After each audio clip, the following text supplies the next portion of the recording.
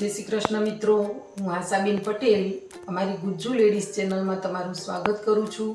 મિત્રો, આજે હું સરસ એવી લીલા નાળિયેરની મીન્સ કે લીલું નાળિયેર એટલે આપણે જે પાણી પીએ છીએ એ લીલું નાળિયેર નહીં, આપણે જે શ્રીફળ વધેરીએ છીએ ને મંદિરે જઈએ છીએ ત્યારે એ શ્રીફળ, એની આજે હું સરસ એવી રેસીપી બનાવવાની છું. તો મિત્રો ચલો તમે મારી જોડે આપણે ભેગા મળી અને આપણે બનાવીએ. જો મેં એના માટે આ નાળિયેરને એક છોલી અને કાપે મિક્સરમાં પીસી લીધું છે. તમે છીણ પણ કરી શકો છો. અને મેં એનામાં 1 કપ જેટલું દૂધ લીધું છે. જુઓ, આટલું એક દૂધ લીધું છે અને આ 1 વાટકો છે તો અડધા વાટકા જેટલું મેં ગોળ લીધું છે અને ઉપરથી મેં આ ડ્રાયફ્રૂટ લીધું છે. તો મિત્રો જુઓ, એના માટે મેં ઠારવા માટે આવું એક વાસણ લીધું છે, પ્લેટ લીધી છે. એમાં તમે થાળી પણ લઈ શકો છો, પ્લેટ પણ લઈ શકો છો. તો હું એની અંદર પહેલાં આપણે તેલ લગાવી તો હું બટર પેપર મૂકીશ. તમે ખાલી તેલ પણ લગાવી શકો છો. હું આ આપણે વાનગી બનાવ્યા પહેલાં જ પ્રોસીજરી કરી લેવાની છે. તો મિત્રો હું સાઈડમાં પણ જુઓ આવી રીતે તેલ લગાવી લઈશ. આવી રીતે આપણે તેલ લગાવી લેવાનું છે કે જેથી આપણને કાઢવામાં સરળતા રહે. હવે મિત્રો જુઓ, હવે એના માટે મેં આવી નોનસ્ટિકની કઢાઈ લીધી છે. તમે કોઈ પણ કઢાઈ કે તપેલી લઈ શકો છો. હવે હું એની અંદર આ આપણે ગોળ લીધો છે એ ગોળને આપણે નાખી દઈશું અને આ દૂધ પણ નાખી દઈશ.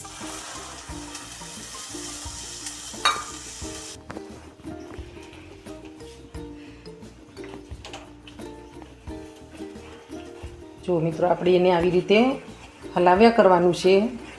દૂધ અને ગોળ નાખ્યો છે આપણે એને આ રીતે આપણે હલાવ્યા કરવાનું છે અને આ રીતે આપણે જોઈશું. જો એક જ જગ્યાએ આપણી ચાસણી સ્થિર રહી જાય ત્યારે આપણે કોપરાનું છીણ નાખીશું.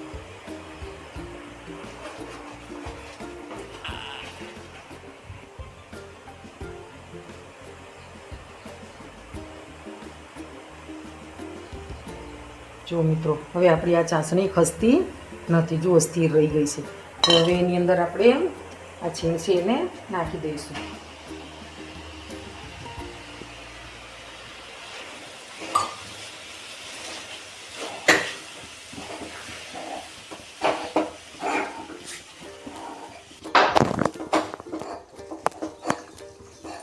મિત્રો, તમે અમારો વિડીયો કયા ગામથી કયા શહેરમાંથી જુઓ છો એ અમને કોમેન્ટમાં ચોક્કસ કહેજો. મિત્રો, આ આપણે નાળિયેર ભગવા વધેરતા હોઈએ છીએ પણ મારા ઘરમાં તો કોઈ નાળિયેર ખાતું જ નથી. તો પછી હું આવી રીતે રેસીપી બનાવી દઉં છું. જુઓ મિત્રો, આવી રીતે સરસ, તો આ બધા જ સરસ રીતે બની જશે. તો બધા જ એવા ખાશે ને, નાળિયેર કોઈ નથી ખાતું પણ આ સરસ રીતે બધાને એવી ભાવશે ને. મિત્રો જુઓ, તમારા ઘરમાં પણ જો કોઈ નાળિયેર ખાવા ના કરતું હોય તો આવી રીતે તમે બનાવી શકો છો. તો આને હવે હું થોડી વાર આમ હલાવ્યા કરીશ. અને જુઓ મિત્રો, આપણે ખાંડ પણ નાખી શકીએ છીએ પણ ગોળ આપણને નડતો પણ નથી. એના લઈને બાળકો ગોળ પણ ખાય છે. આમ તો બાળકો ગોળ ખાવા પણ નથી કરતા. અત્યારે બધાને તીખું તીખું ખાવા જોઈએ છે, મિષ્ટાન નથી જોઈતું. તો આવી રીતે આપણે બનાવીએ તો બાળકો ગોળ પણ એના લઈને ખાય. જુઓ, આને આપણે થોડી વાર આમ ઉપરને ઉપર આપણે એને હલાવ્યા કરીશું. જુઓ, આવી જ રીતે એને હલાવા કરવાનું છે કારણ કે આને બગાડવાની કોઈ સંભાવના નથી હોતી કારણ કે નાળિયેરની અંદર તેલનો ભાગ હોય છે. એટલે જુઓ, આવી રીતે એને દબાવીને આપણે હલાવ્યા કરીશું. મિત્રો, અમારા વિડીયો તમને કેવા લાગે છે અમને કોમેન્ટમાં ચોક્કસથી કહેજો. મિત્રો,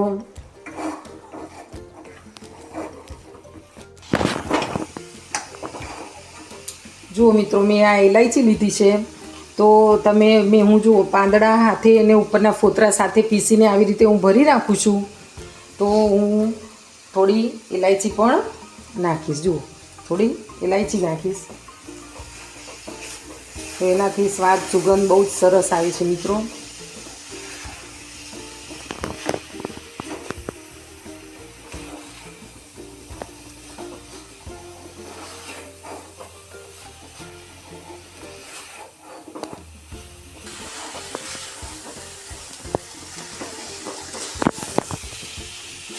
જુઓ મિત્રો, હવે આપણું આ રીતનું થાય ત્યારે આપણે ગેસને બંધ કરી લેવાનો છે. જુઓ આવું છૂટું છૂટું એકદમ થઈ ગયું છે. તો આપણે હવે આને ગેસને બંધ કરી દઈશું અને થોડીવાર આપણે આની અંદર જ આપણે રહેવા દઈશું. આ ગરમ ગરમ વાસણ છે તો એની અંદર આપણે કડાઈની અંદર જ આપણે આને રહેવા દઈશું અને ગેસ હું અત્યારે હવે બંધ કરી દઈશ. જો કેવું સરસ છૂટું છૂટું થઈ ગયું ને. હવે આને મેં ગેસ બંધ કરી દીધો છે અને આ ગરમ ગરમ કડાઈમાં હું થોડીવાર રહેવા દઈશ.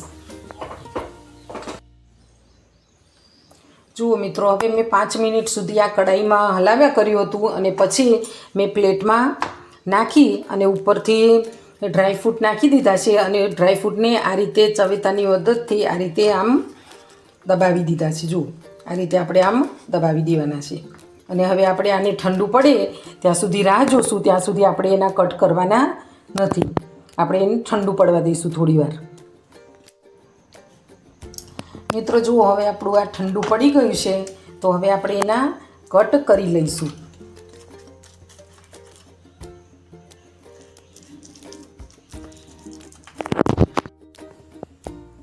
મિત્રો જુઓ, આપણો સરસ એવો ગોળનો ટોપરાપાક બનીને તૈયાર થઈ ગયો છે. જુઓ, એના પીસ પણ કેટલા સરસ બની ગયા છે. જુઓ મિત્રો, કેટલા સરસ પીસ એના બનીને તૈયાર થયા છે. જુઓ, અને એટલો પોચો ને બન્યો છે ને. જુઓ કેટલા સરસ એના પીસ બનીને તૈયાર થઈ ગયા છે. તો આપણે એને પ્લેટમાં કાઢી લઈશું. જુઓ મિત્રો,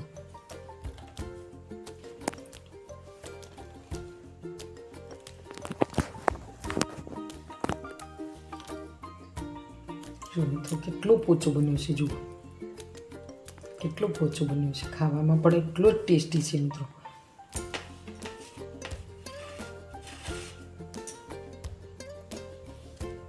જુઓ મિત્રો, કેટલો સરસ આપણો ટોપરાપાક બનીને તૈયાર થયો છે ગોળનો.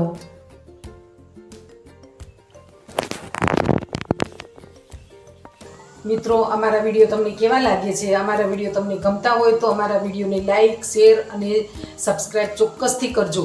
અને તમે ફેસબુકમાં જોતા હોય તો અમારા પેજને ફોલો કરજો.